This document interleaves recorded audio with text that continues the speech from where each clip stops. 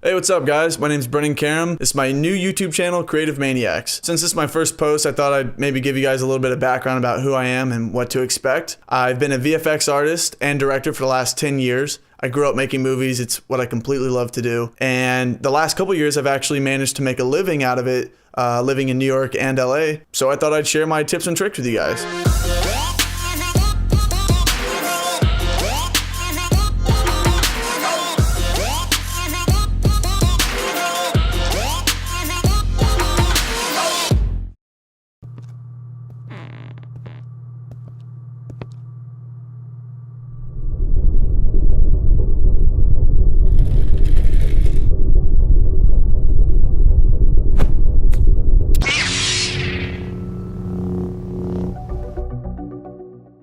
Alright guys, so today I'm going to be showing you how to put a 3D lightsaber into your 2D footage into your Jedi's hand. It's going to be a two-part tutorial. The first part we're going to cover prepping your footage inside of After Effects, sending it to Blender to cover 3D motion tracking and 2D motion tracking. And the second part of the tutorial, we're going to be going over texturing, lighting, animating, and finally compositing everything back inside of After Effects to make your footage look sweet. Alright, let's go. Alright, so today I'm going to be showing you 3 different ways to motion track 3 very different types of footage that you just saw in the opening sequence. The first one that I'm going to go over is just 3D camera tracking, which you can see right here. The second one I'm going to be going over is point tracking, which you can see right here when he's actually holding the lightsaber.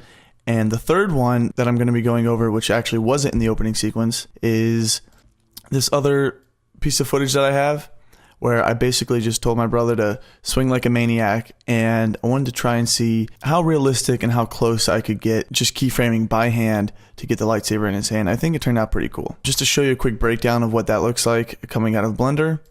This is the just the raw shot straight out of Blender, and this is what it looks like. So basically this is just tracked by hand, no automated 3D tracking software, just straight up tracking by hand inside of Blender. Alright, so we're going to get started with the first type of tracking, which is 3D camera tracking. I just have my footage right here. I've converted it to 24 frames a second just because that's what I like working with inside of Blender. So I'm going to drag that into a new composition. As you can see here, it's just 100 frames long. It's got a little bit of camera shake.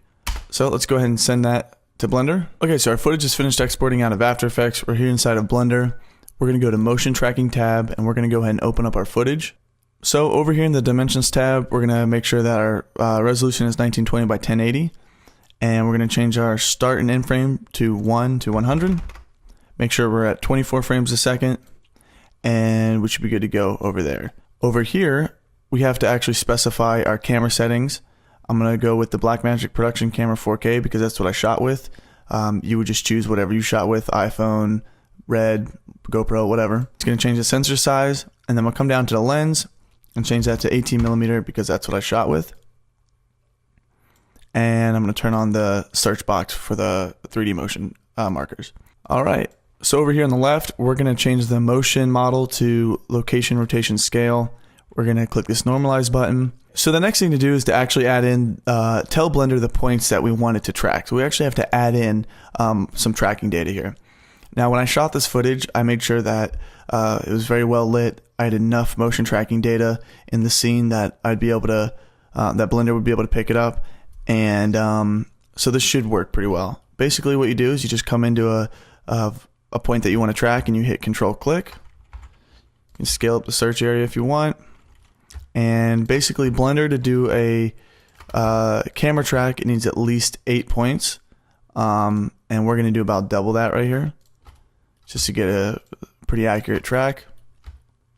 One thing I did while I was setting up these tracking points is I have a very wide variety of markers on the X, the Z, and the Y plane here.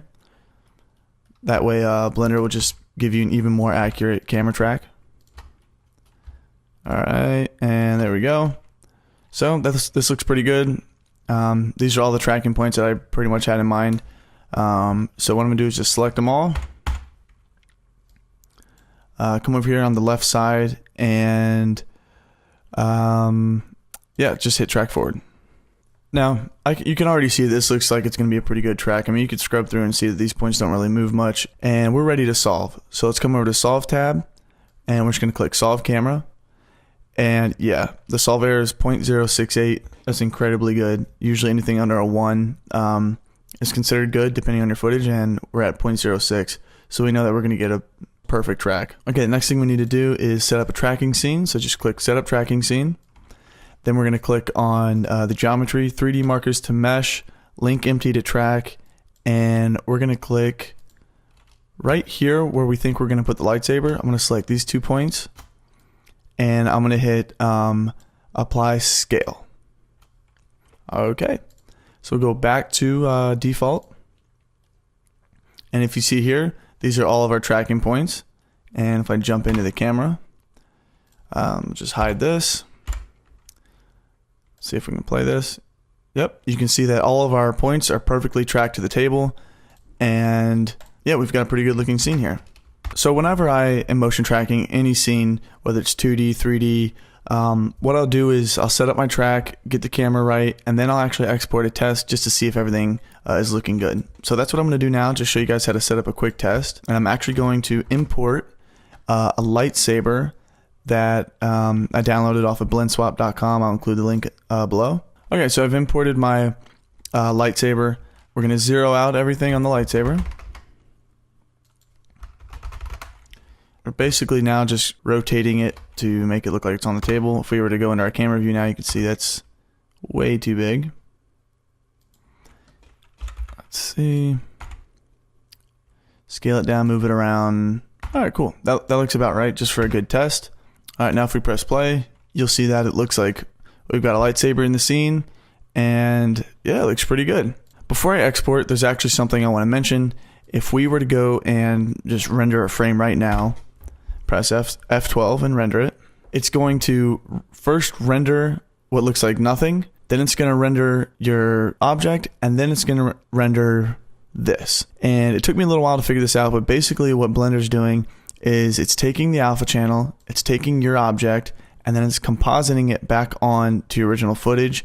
And that's what we don't want, because we're going to do the compositing all inside of After Effects. So to turn this off, because it is it's kind of annoying, we come over to our scene, scroll down to post-processing, turn off the compositing. Let's just go ahead and also turn off the background images. And under our scene, we're going to delete the background.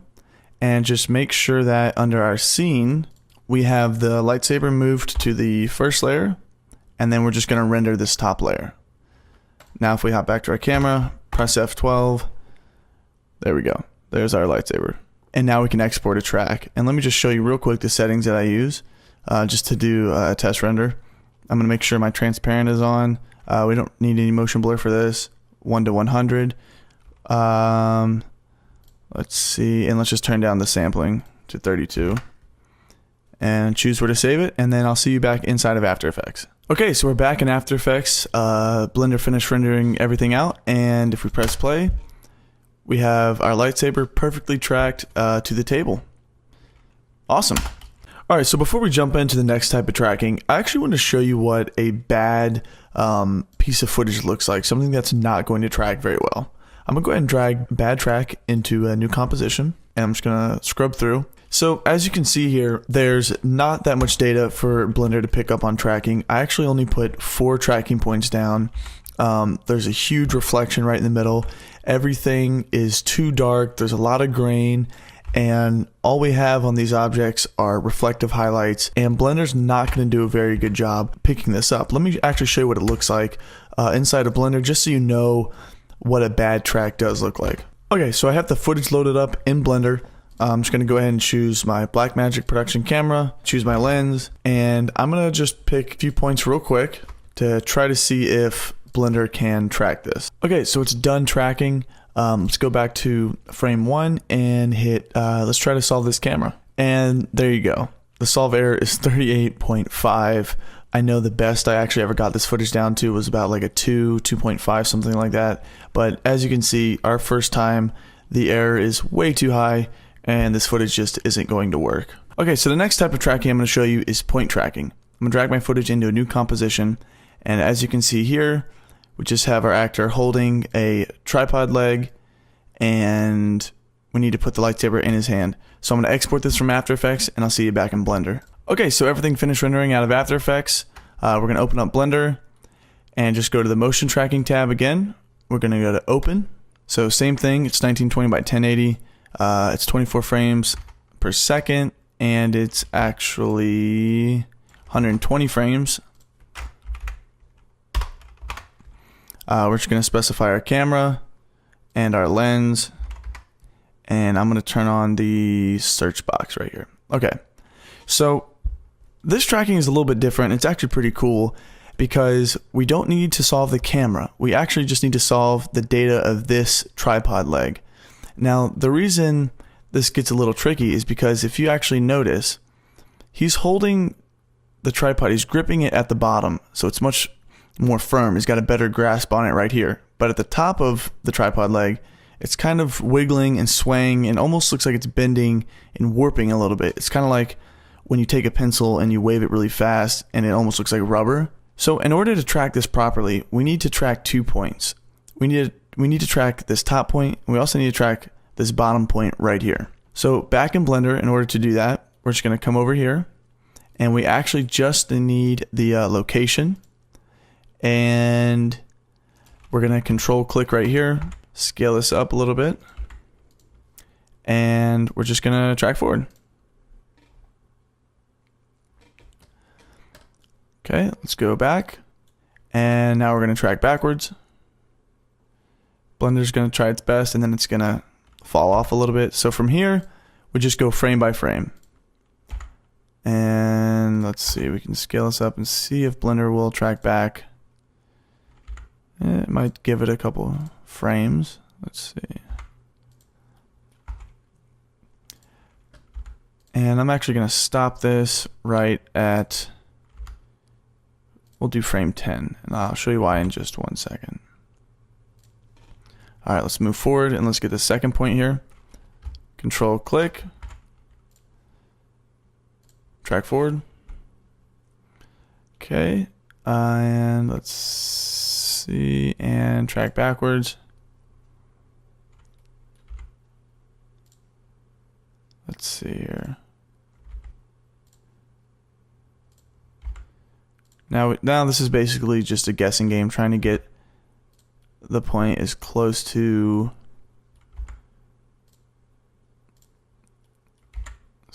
the tripod leg as possible. Okay, that's good. Frame 10.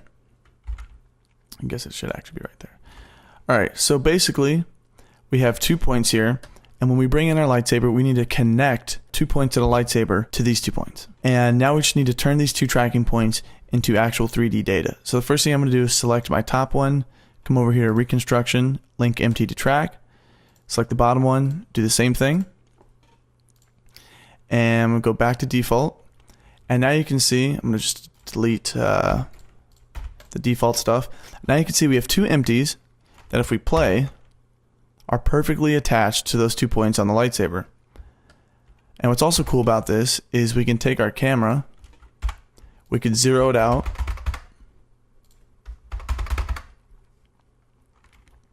and let's see, and put it in a better position. Okay, so with our scene set up, we've got our 2 points perfectly tracked. The next thing we're going to do is create a bone. I'm going to head to my front view, 1 and then 5 on the keyboard, and I'm going to hit our bottom empty. I'm going to hit Shift S, cursor to selected, Shift A, and I'm going to create a single bone. Then I'm going to head into edit mode, hitting tab, and I'm going to position this second piece of the bone right at the center point of our empty. And let's try to get as close as possible. Alright, that looks good.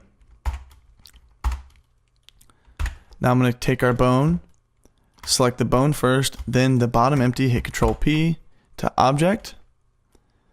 And then we're going to head into, if we select our bone, head into pose mode, select our bone and then our empty, and hit Shift Control C and stretch 2. So now, if we scrub through, Hold up, I maybe did that wrong. Did I do that wrong? Let's see. The bone should be stretching. Hold on.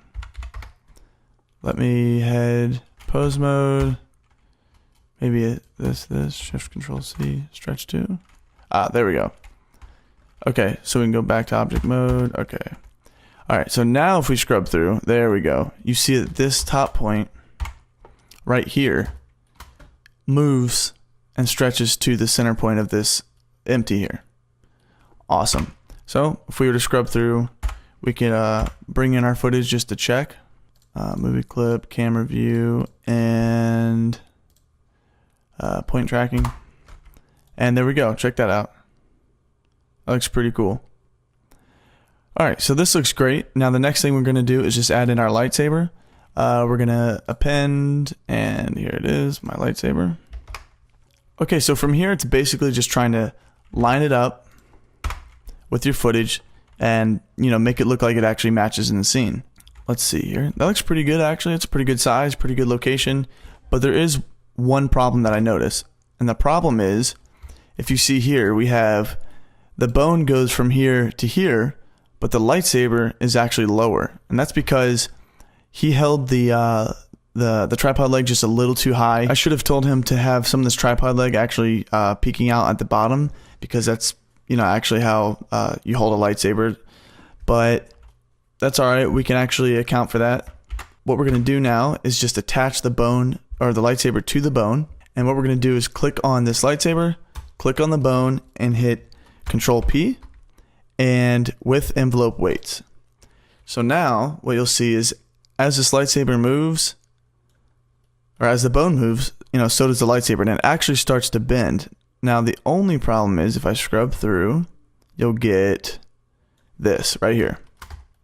And this is what I was talking about. Because the point of the bone is actually up here, it's not registering. There's the weight of this object isn't registering down here. It's only getting from about here on up. And that's actually pretty easy to fix. We just got to go to weight paint mode and basically just turn up the strength, turn up the radius, and we just need to paint all of this in. And you'll actually see it all shift over.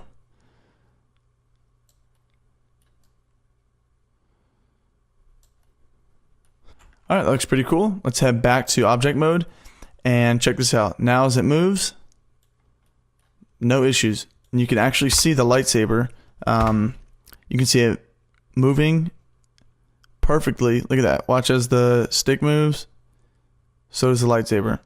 We actually achieved the effect of that bend, and it looks pretty cool. So the last part of this actually is just a keyframe track. So right here, as we come forward, we see that it starts to get stretched out and doesn't really work anymore. Now, what I just did in the original was I got to a point where I thought it looked good, like right around, let's see, right around here, frame 19, and I just exported 19 frames. I started at 19 frames, exported from 19 to 120, and then I came back and actually just rendered a different lightsaber from frame 1 to 19, and I blended it in.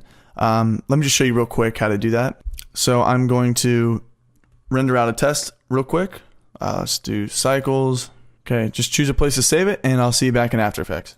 Okay, so finished rendering out of Blender, and I'm just going to go ahead and play here. Perfect. As you can see, so we just have a gap in the first 19 frames, which we're going to solve really quickly. But as you can see here, I mean, as this lightsaber moves, as it bends, and yeah, look at that. Perfect. Perfectly tracked, and it looks great. Okay, so what we got to do is just solve these first 19 frames. And to do that, it's basically the same exact technique as this. It's just going to be a manual keyframing, and it's only 19 frames, so it's not that big of a deal. But let me just show you how to set that up and how to go about doing that. So I just set up a quick scene real quick with a camera, my lightsaber, and the footage. So we need to track these first 19 frames. So let's go to the first frame where we see it and just try and line up the lightsaber. So I'm just going to do this by rotating and positioning the lightsaber into frame. And once it looks good, just hit I for location and rotation. And let's just go frame by frame. And yeah, you basically just go frame by frame lining this up. Just going to do this for a few frames here.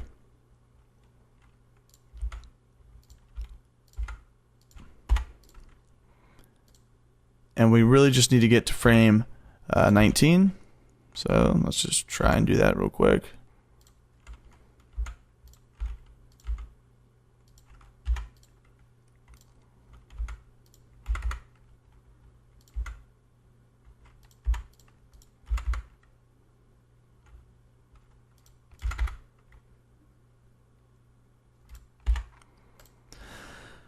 Okay, so that's 19 frames. You can see here, lightsaber comes in, goes to his hand, and that looks pretty good. Let's go ahead and turn off our background images, and we're just going to render this out and combine it back inside of After Effects.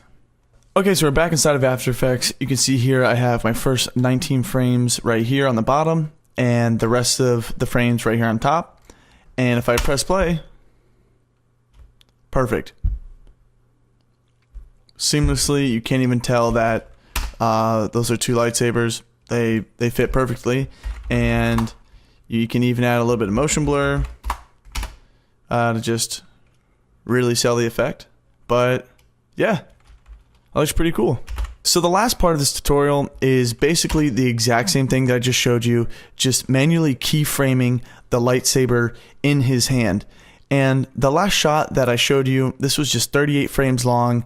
And like I said, I had him swing as crazy as possible, and I just went frame by frame, tracking the lightsaber just by hand and lining it up to the tripod leg. And I think it actually turned out pretty cool. I actually had him do a couple different takes just to try to see how crazy we could get the motion, to see how hard it would track or how realistic it would look. And on one of these takes, I just wanted to show an example of, you know, the dedication he really puts into this lightsaber swing.